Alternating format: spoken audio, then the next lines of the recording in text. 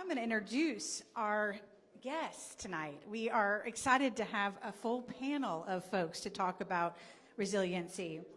So right here is our local author, Lori Meyer. She has her degree in social work and works as an ecotherapist guide and coach, and a nature photographer.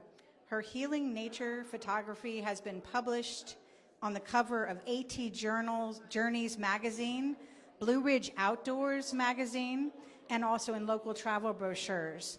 Lori lives here in the Shenandoah Valley with her husband and son, has a passion for civic engagement to dismantle systemic racism, loves chai tea, and mountain sunrises. Tonight she is here to share her latest, her first book. She's been a co-author of another book, Broken Crayons, Still Color, Life After. It's MERIN and Her Very Bright Star, a story of resiliency, a children's book that was deeply inspired by her own story of loss and healing. Next to her, and for our panel, we decided to take the story and make it just go further and look at it, resiliency, from the perspective of community and our economy. What's it like here in the Valley? And so we're very grateful for our panelists to join us on this conversation. Right here, as Matt said, we have Jolyn Bartley, who is the Assistant Director of Children and Youth Services at JMU's Institute for Innovation in Health and Human Services. She holds a BA in Art Education from the University of Central Florida and an MA of Public Administration from JMU.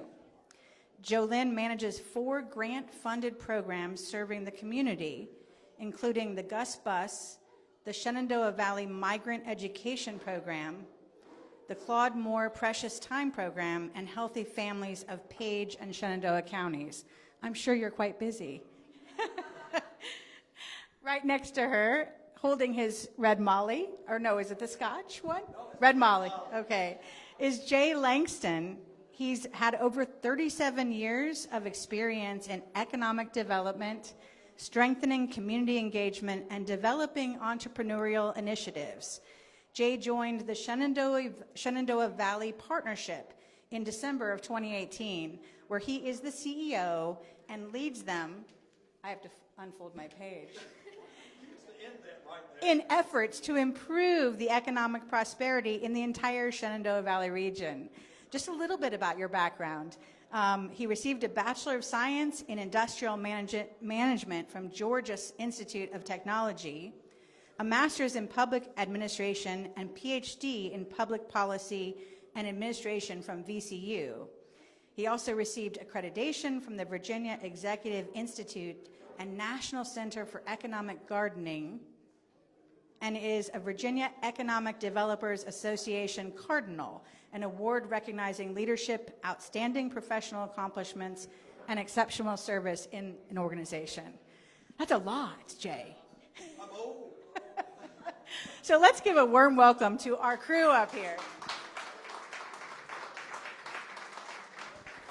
Thank you so much for being a part of this. We're going to do Books and Brews a little differently tonight. You might have noticed that we're doing a children's book in a brewery. So that's your first indication that's a little different.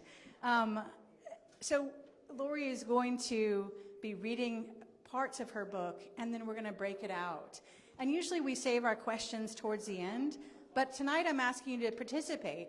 You know, find that inner child, and if you have a question, just put your hand up and we'll answer it. We're gonna flow into this as if you're listening and hearing that book. So that's the route we're going to go. And as Lori said when she was talking with Chris, the book is not just for children. It is for adults to talk about resiliency, to talk about topics that are difficult, about loss and grief, and most especially, how do we come back from that? What do we pull upon? So it's a courageous conversation, and it's courageous to write this book. So thank you, Lori, for doing that. You're welcome. So I think we'll start. We'll just start with your first part. And she's starting at the beginning. On the outskirts of a smallish town, inside a smallish gray house, MERIN is awake in her bedroom, gazing at a very bright star from her window. She is wishful under its silvery glow. On a very serious night, 6 years ago, MERIN heard herself talking to that same very bright star, as though it held her mom and dad, and they could hear her. Why did you have to leave? Her thoughts and questions were lost in the solar system. Still, her heart discovered that if she continued to speak to the very bright star, she would feel unruffled and unworried before falling asleep. Every day after, MERIN spent nighttime this way. You see, MERIN's parents are lost. They left Earth when she was 3 years old. At that age, she did not know how to miss them. And now she does not know how to remember them. Missing them is confusing and can feel like a dark and open space. I'm trying to make sure you all see the illustrations. So I welcome you to come up. Certainly afterwards, the illustrations are beautiful, and I'll do the best I can to fan those out. How old is MERIN at the beginning of this? In my mind, when I created MERIN, she was around between 10 and 12. And she is your story, is that right? I mean, yes. She's reflecting what happened to you. Yes, she is me. And you lost your, can you tell us just a little bit? Sure. My parents died in a car accident that I was in when I was 3 years old. And I did, when it was just before middle school, but I did start talking to a star. So that is, it is my story, as if I was talking to them. So I'll phrase it like I'm asking about MERIN, but we now sort of know that there's this, you're sharing your story. But what drew her to the night sky and to that star the first time? I think that MERIN is me. I was very drawn to nature growing up, and I think that was part of my resilience was protecting myself in being able to find somebody I could talk to, because nobody talked about what happened to me and my sister and my brother, and it just wasn't brought up. And so it was secretive. And so talking to the star was how I let my grief out, I guess. I love the words you say, unruffled and unworried. And the star, how did the star allow you to unworry? I think, for many of us, we worry at nighttime when we lay our heads down. And so it was just a chance to let out anything that was going on inside of me. There just happened to be, this one star outside my bedroom window that was always there, and if you read the book, it ends up being the planet Venus, but it was always there. Yeah. So, Jolynne, a question for you. That's fine. We can deal with that. Are you seeing this type of loss in the communities that you're working with, similar to what MERIN experienced? Yeah, I think we work with, a lot of the programs I work with children and families in our valley and in the immediate area. And I would say we're seeing those families and youth and young people go through a lot of experiences, maybe something like what MERIN experienced, maybe other challenges that they're facing. And something that I really love about this story and stories that we share in spaces like the Gus Bus is the ability for a story to open up space for children to explore their own feelings outside of themselves through through a character, through someone else that they see in these stories having something similar, something that they can relate to. And that gives them maybe some freedom and some tools to talk about things in a new way. And so that is definitely something that we encounter in our lessons and our activities in the Gus Bus classroom. Yeah. Jay, we're to you.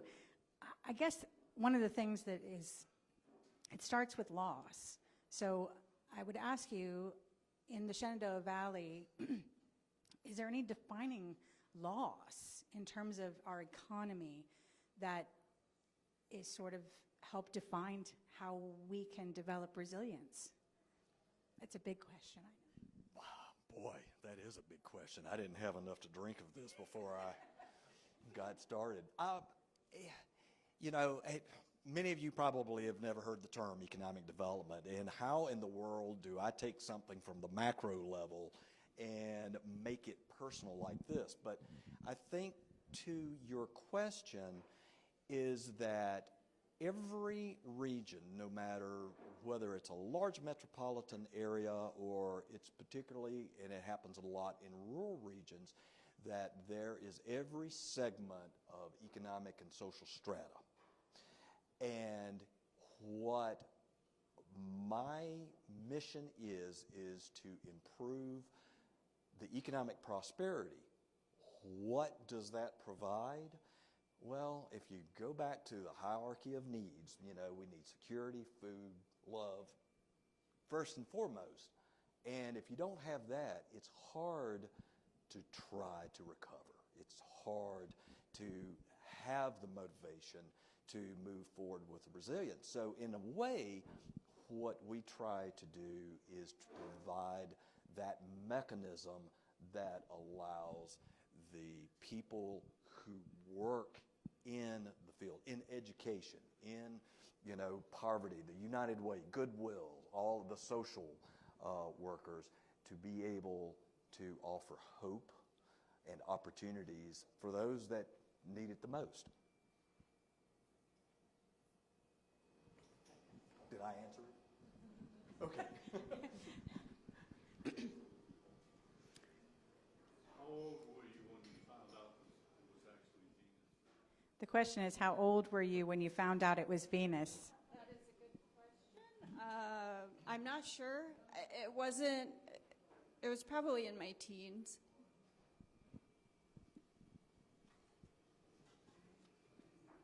We're going to read a little more. It's a longish car ride to the city where she visits a person who helps people heal after they have lost something or someone. MERIN mostly listens and sketches in her notebook when she visits. She did trust Mrs. May with her secret, and if word got out elsewhere that she talked to a star each night, she would be laughed at. In every visit with Mrs. May, MERIN hears, "It is not your fault."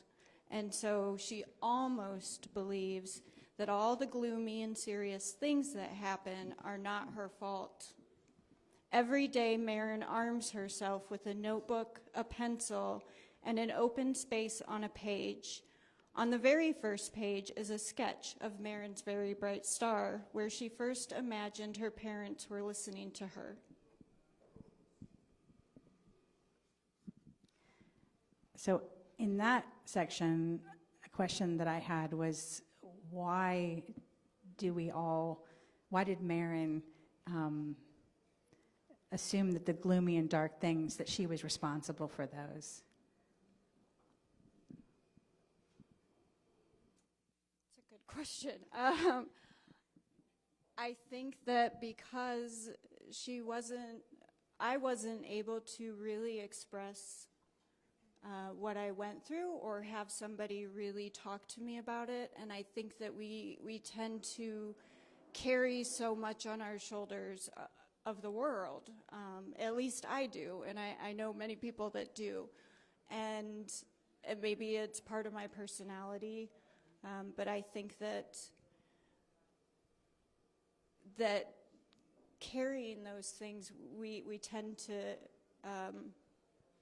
blame ourselves sometimes when it's a bigger world problem, or at least, and it can be a good thing too, because I've grown up to understand what I am a part of, you know, what problems in the world that I do play a part in that I can address in my own life, and so. Did you have a Mrs. May when this was happening? I did not. I did not get therapy when I was a child, and that was one of the reasons I wanted to address this in the book.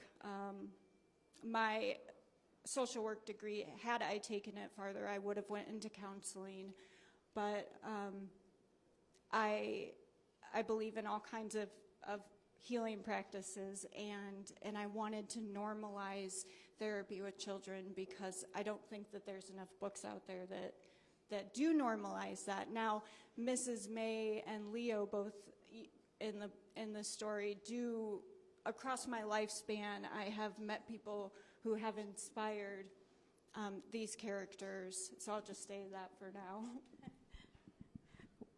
How does that in the community that you're in the work you're doing, is there adequate tools or resources, therapists and things like that, to work with these communities and with people who have suffered these kind of losses? I can start.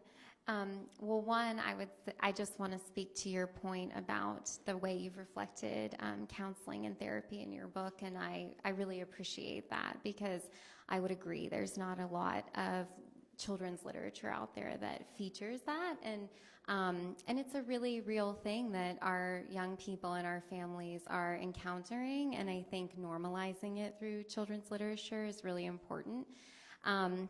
And I don't know if I can honestly speak to the breadth of resources we have in our community, but what I can say in response to your question is I do believe that we definitely have a high need for those resources, and I think the connections is where we really want to build more bridges and more of a roadmap for people to find where those resources are and to make them accessible and to destigmatize them, especially for young people. I think already as adults, we still encounter some stigma around mental health, and I think for young children, I think there's a lot of that still happening that we want to break through and help our young people navigate those situations as well that they're in. So I feel that's all I feel comfortable saying about that, but you might have more to add. There is always a need. We are fortunate in this region to have a lot of resources that most rural regions do not. I've been very fortunate to be married to a retired elementary school librarian who took the book before I could ever read it and read it and said just what you said, talking about there needs to be this kind of message out there.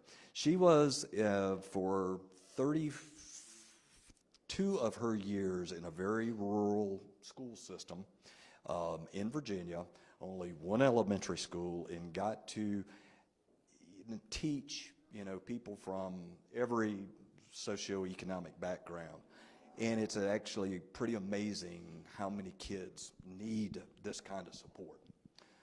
And it's really resonated with us because we saw those needs in the school system, and it did not have the kind of resources or economic prosperity that we do here in this region.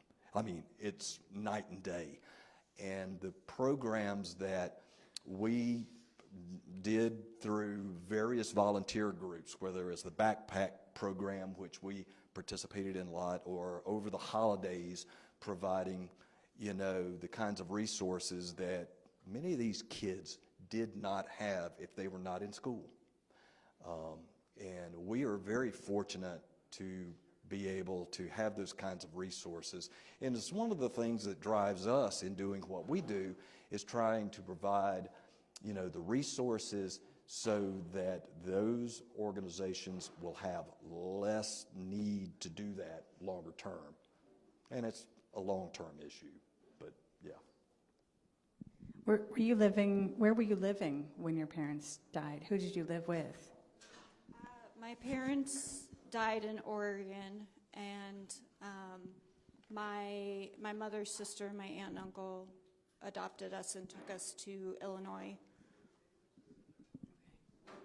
So you had sort of that change of everything experience, similar to what you've with working with the migrant groups and things like that. Hello. Okay. Yes, talking about sort of the movement, the frequent movement, and there's a lot of, and that's a whole skill set and a resiliency in that as well.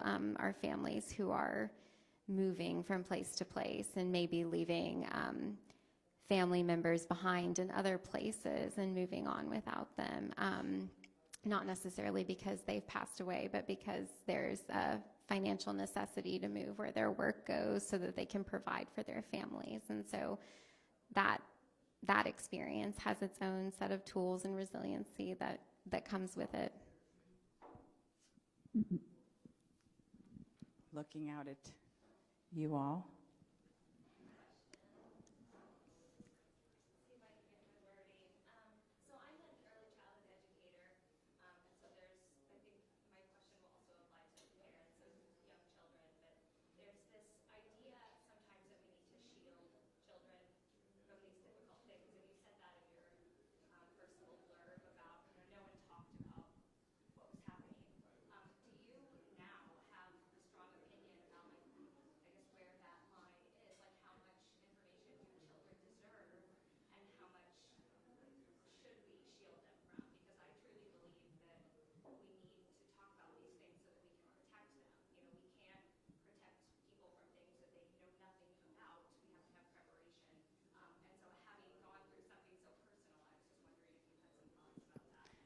And the question is that the inclination has been to shield our young people, and where is that line? How much should we shield them from, and do you recommend that we actually open that up for more discussion, less prevention? Thank you for the question. I'm a huge advocate of opening up these discussions. I mean, even not just with grief and normalizing grief, which was, one of the biggest reasons that I published my story. But, there's a lot of things going on in the world right now that, in the state and education that I think that we should talk about in classrooms. And so I definitely agree with you. We need to do that more. I don't necessarily know where the line is because, we as adults can't even have these conversations. So there's a reason we can't have them, and it's because we didn't have them. And so if we want to change that, then we need to start doing that. Just a piece of, I've been sharing my story in classrooms around the city for the past few weeks, and it has blown me away, the reaction of the children. And this was first grade and third grade and second grade. So, I mean, these are young kids, and the engagement was incredible. They asked so many questions. We talked about death. We normalized grief. They told me stories, and it was mostly just joy that came from them. And, I kind of wanted to address it, like, I don't want to normalize resilience. We have to get past the resilience and move on to the healing. And so we do that by having these hard conversations. Do you all want to add anything to that? No. I couldn't say it any better than that. I would agree. I'm sorry, is it me or is it the mic? I can't tell. I definitely agree with you. And your thoughts on opening up those conversations. I would also agree that I'm not sure I know where that line is either, but I think that in our world, we're experiencing this change where everything is so interconnected and we can't keep our lives in silos. And I think that's true for young people, especially when at that stage in development, they're learning how to experience life for the first time and what their feelings are like. And that's to be encountering that for the very first time is such a critical time for us to be able to support them and open those doors for those conversations. And I think that missing the opportunity to do that would be a shame and isn't necessarily setting them up for the best going forward. But I also think that we have to figure out how to have those conversations with the individuals, sort of learning about our students and where they're at and approaching them as individuals too. And I think that's an important part of that dynamic. All right, we're going to move along on our story. Mrs. May calls MERIN's notebook a bright and beautiful shield, a paper-made armor she carries to protect herself.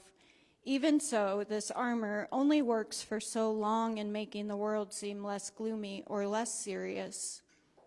One afternoon, MERIN went to Mrs. May's smallish group with other kids her age who have also lost someone. Just another serious situation, MERIN thought. As she settled into her seat in the circle, she noticed Leo, the fierce, as he likes to call himself, also in the group. Oh no, someone from my neighborhood is here. So why does she feel so much fear when walking into the room and seeing somebody who's from her neighborhood who might know her is joined that group? Why is it the person who might know her that would bring about fear? I think for me, I probably just put my anxiety into the book. And also, if she, I had a hard time with relationships as a child and sharing, getting close with people because I really didn't get close with people.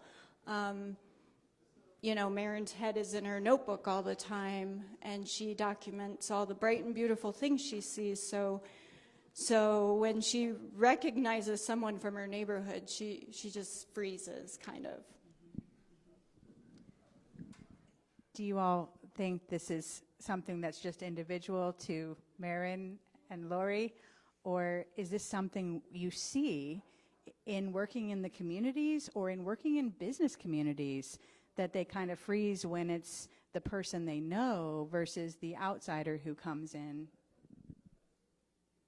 Well, for Gus Bus, we are exclusively working in students' neighborhoods, so they're very often seeing their peers and their neighbors when they come into that space. And so I think to step back from that question and just think about, I think it's the role of our team, our teachers, and I'm looking at that table because there's a lot of them sitting over there,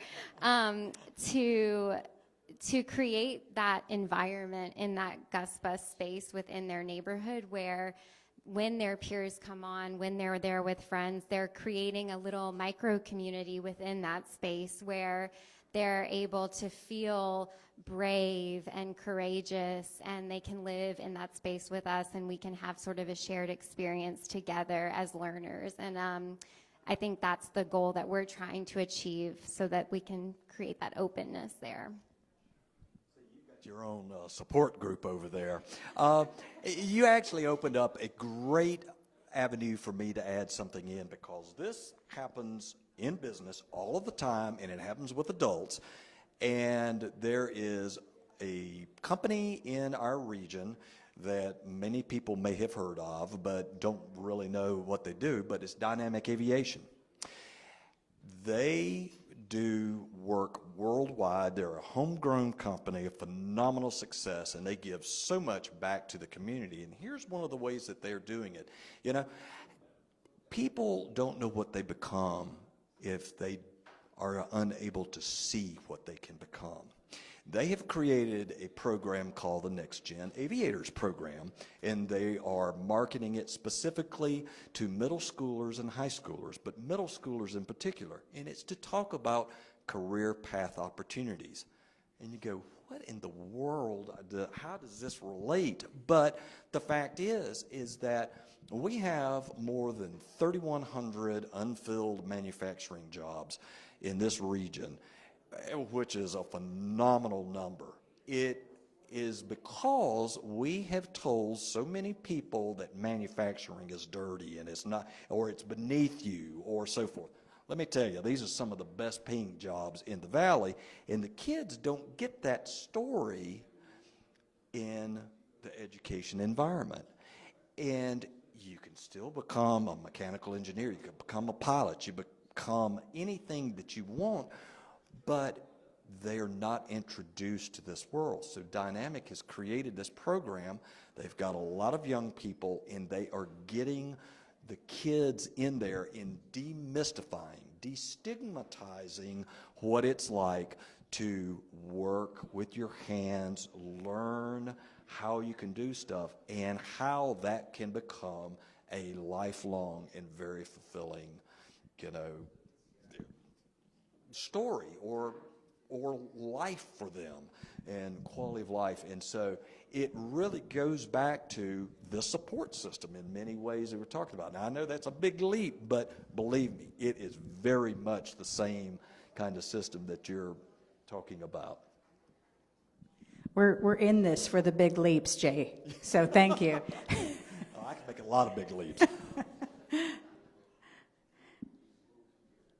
All right. I think we'll move on. Does anyone know what resilient means, Mrs. May asked the group. MERIN kept her head in her notebook and listened. Resilient people find ways to get through difficult losses and also believe things will get better, said Mrs. May. MERIN's very bright star came to mind. It's better to talk to them than to feel alone, she admitted to herself, but certainly she would never say this out loud to the group. While she sketched, she thought of Leo. Leo has an open space also. Maybe that's why he is so brave. Maybe he has imagined his lost person in something such as a very bright star. So let's look at Miss May's definition here of resilience. Let's read that again. Resilient people find ways to get through difficult losses and also believe that things will get better. Lori, do you agree with that definition of resilience? And has it changed from, in the last, since you came out with the book?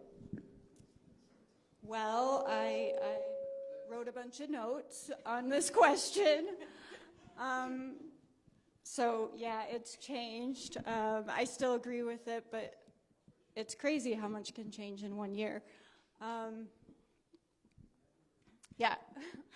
I might look at my paper a little bit because I really spent a lot of time thinking of this, and I'm better at writing my thoughts than I am speaking them freely in conversations like this. And I would like to blame long COVID, but it's really just me.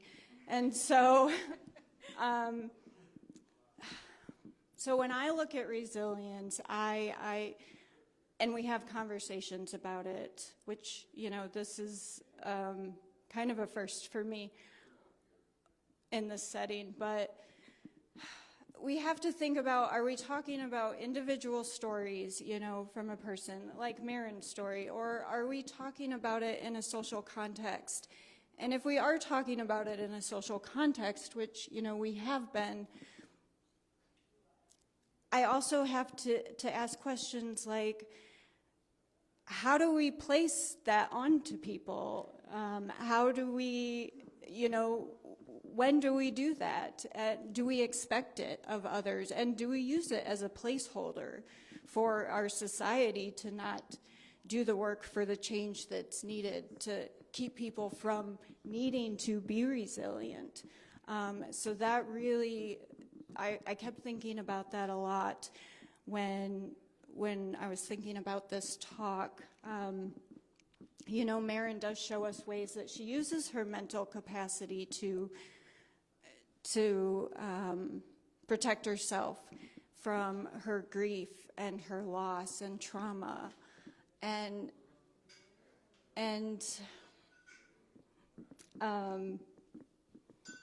you know, I think about COVID a lot, and I think about where we've been and where we are getting. Like tonight feels weird to me because we're all in here without masks, except for a few people. And I typically still wear a mask, but we're getting back to normal, right? We're getting back to normal. But so many times I heard people say in the last 3 years that we shouldn't get back to normal because normal didn't treat everyone the same way, and we know that in this country. And so, but we're going there. That's what we do, right? We're going back. We're not. So for me, healing looks different than resilience. Healing looks like collectively healing and rebuilding. Taking that resilience and rebuilding. And we don't often want to talk about that. We don't want to talk about rebuilding our systems because it's too much. And so I'll just leave it at that for now. That says a lot. It says get a little past that resilience where you're hoping it's better and maybe take some change and steps to heal. Do you have anything to add to that? What do you think of Miss May's definition and what Lori has just expanded? Wow, yeah. Well, Lori has given me a lot of food for thought, that's for sure. So thank you for that. But I feel like, in preparation for this moment, being on this panel, I gave a lot more thought to the idea of resiliency than I had in a much more intentional way, I think, before now. And in that, there were kind of two things that I discovered that resonated with me about resiliency. And the first one was when I just went back to the good old definition of resiliency.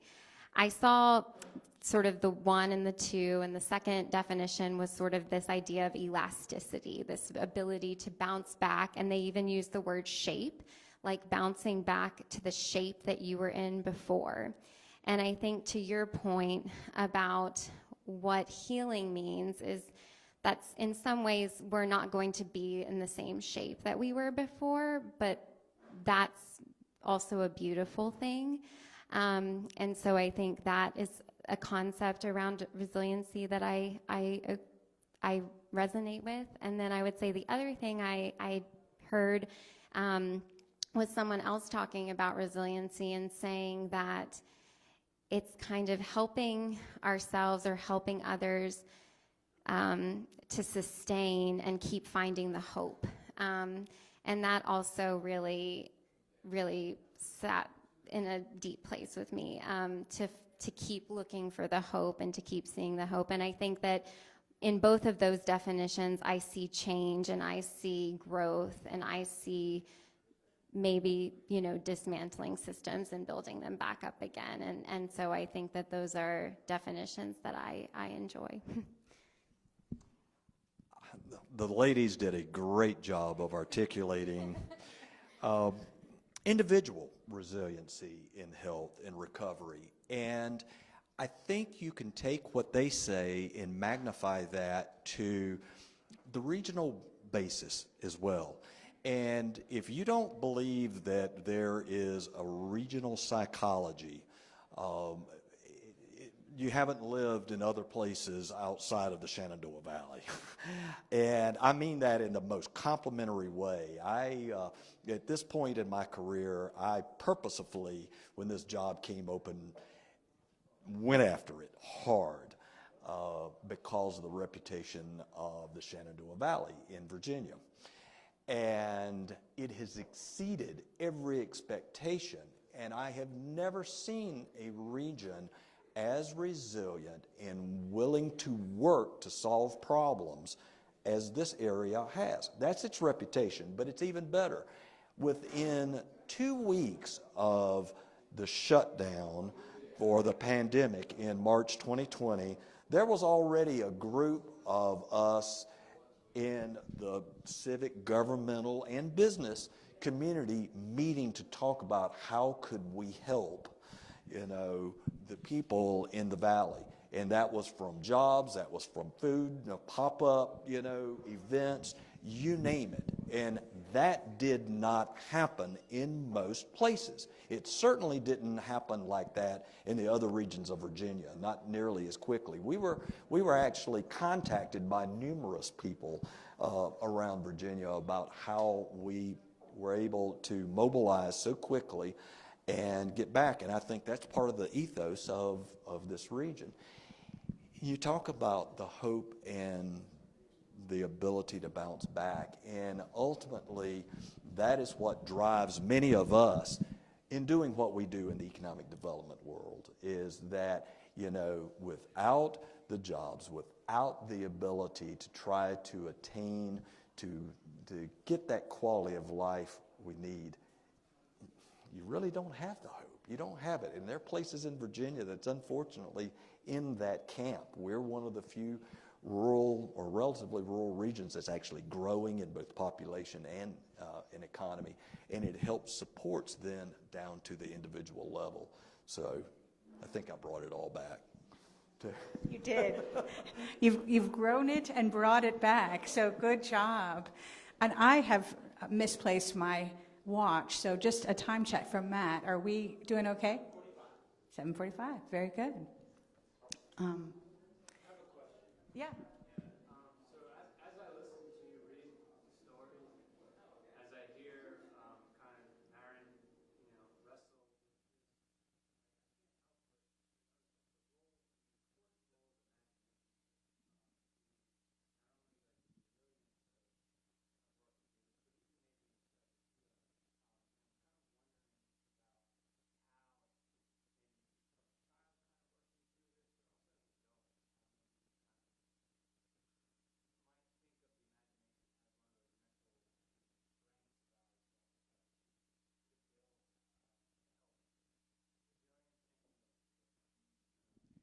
The question is more on the imagination and how that can help us in resilience and healing as one of our tools.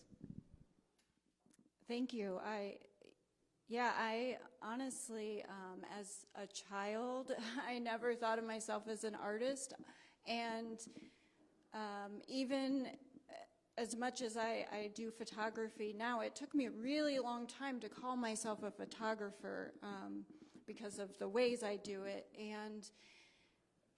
And I think that's really important, that we need to also help kids to see that they can all be artists, and it's a healing experience, right? Most of us who are artists, we know that we do what we do because it's releasing something in us. At least that's what I think. So yeah, I thank you for that thought. I don't know if you guys have anything. Does it make a difference in business or in community, how much we use our imagination, or is that a tool to tap into? You want to go? I think that, well, one, I would say yes, art and expression and avenues to channel what's going on, I think, are tools that are really powerful for young people and adults alike. And when I also think about this idea of imagination in terms of community, I think that's where I pull back and think more big picture in terms of innovation and how we're thinking too about what types of programs or offerings or ways that we're reimagining what it is that we've always done to better meet the needs of where we are today. And I think that takes imagination and it takes vision to see some of those possibilities as well. And it takes creativity to explore and bravery to explore if that's possible. And I think the imagination, I feel like being an imagination or having that imagination and being brave kind of go hand in hand to me, and I can't really explain why that feels that way, but I feel like those things pair together. I was just going to say that goes along with the rebuilding, right, of our systems. Just saying. Absolutely. Again, what they were saying, a personal story, and you talk about business, it is everything in business with the imagination and sort of the bravery. Part of this works because I have no shame and I'm not afraid of making a fool out of myself. But we have a creative virtual show that my organization does that none of the other regional economic developers would ever stoop so low as to do, but it's a virtual cooking show. What better way to talk about the Shenandoah Valley than food and beverage, which we are the breadbasket of Virginia in that way. We're, have so much of that. Yet we have gained a national audience by putting on this show and them watching me make a fool out of myself trying to do something on this, but they love it. None of our peers are doing this. Oh, why would you do something like that? Yet we are reaching an audience that they spend tens of thousands of dollars on trying to reach and can't. We just had 7 on our hour-long program 2 weeks ago. What'd you make? This time we did it at Dynamic Aviation, and it was actually a metal plane. So it was a virtual cooking, non-cooking show this time. The first one was with all of the products from Hershey. So we did cookies around Big Baker, and we have a blast. And clearly I have no shame. And I also have a great respect now for anybody who can cook and put on a show at the same time. But our marketing manager at that time, this was her idea, and it has taken off. Afterwards, we'll give out your YouTube channel, Jay.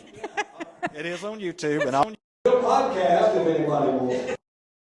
Also, go ahead, Lori. You had something. Yeah, well, if this is related, I just wanted to add something in before we end, so if you want to ask. Mine was just along the line of imagination seems one of the tools in the book, but the natural world.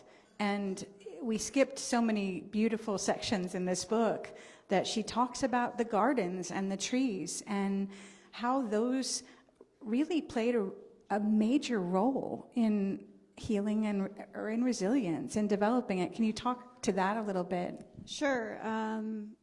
Yeah, and I don't know what connected me really to the natural world as a child. I had the privilege of growing up on a lake resort for a little while in Minnesota, and I got to see the northern lights and, sit outside on summer nights and just stare at the stars. And there was a blue heron, which is in the book on the sketchbook, that would sit at the end of our dock, and I would just sit in a tree and watch it for hours.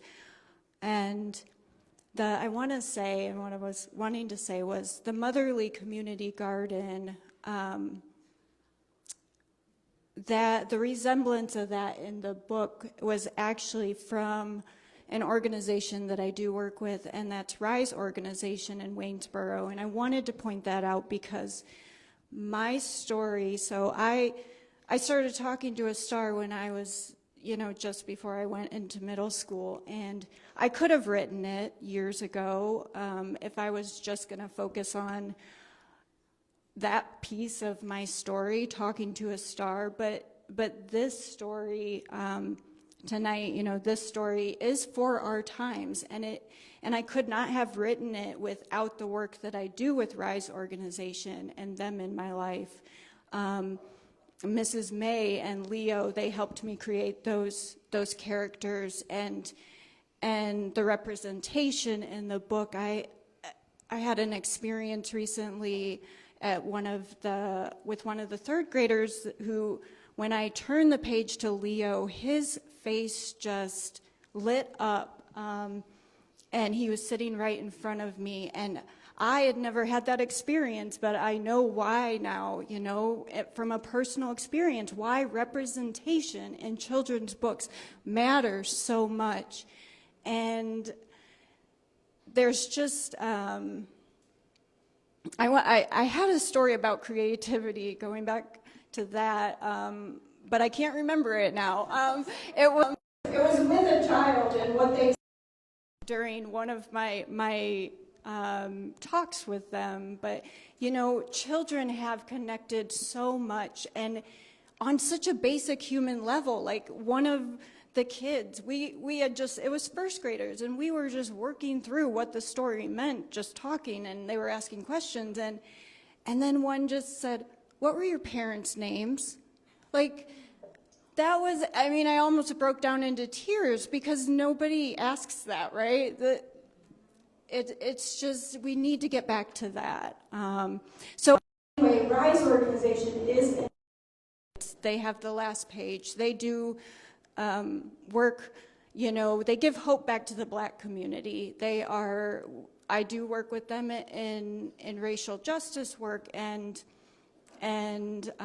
you know, I do work in education, and I really want people to know that they were a part of this story, and I really hope that everyone here will support them too. Their website is in the back of the book, so thank you. How about the natural world in terms of community? Are there community gardens? Is that something that's part of any of your programs here that you're working on? You say that the bus goes directly to the neighborhoods. Is that a part, and both on the economic level, green spaces, and how important is that, and how do we measure that as, you know, a sign of vitality? I will jump in to let somebody more articulate finish, but the quality of life aspect is now so important to our citizens. It has become very important to the business community too, because they understand that they are working and living in these locations. And you look at the better business parks, and they have parks. They have the walking trails. They have the water features. They have those kinds of things for more of that well-being, I think. It's a big part of it. Yeah. Well, one, we live in a really incredible, beautiful place. We're surrounded by natural areas and national parks, and there's so many opportunities for that here in the Valley. And I think within our programs, we really see that the space that we live in, spaces as great opportunities for learning experiences. So whenever we're able, particularly with our summer programs, we want to bring our students out on hikes or to the Arboretum, and to those outdoor spaces where they can explore and be in the natural world. And then I'd also add, at one of our programs with Gus Bus, we are at Elementary School, and that program's a garden space, and learning about gardening and cultivating that space in their school community. And so I think that nurturing and putting that intention back into their school community through something like gardening is a really special experience as well for the students.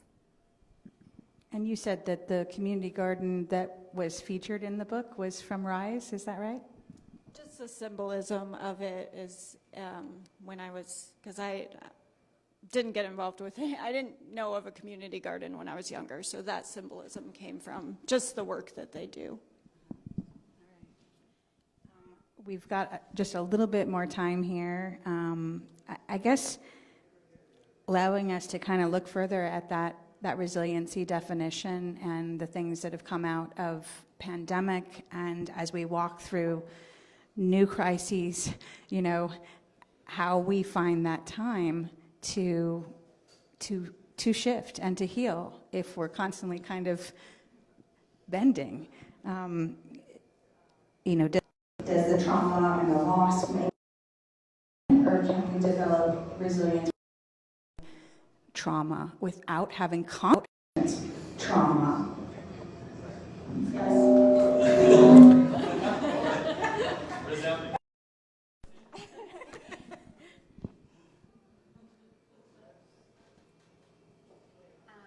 Yeah, I would agree, yes.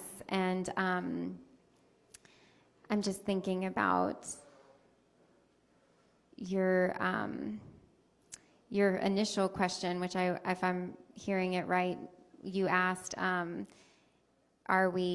if we're constantly encountering things newly, how are we healing or growing? And I think one of the things that I hope for our community is that even if we're continuing to face things together, that we're pausing to acknowledge what we are experiencing or what we have experiencing. Because I think not giving ourselves the time and the openness with one another to talk about those things and to come together and to create that space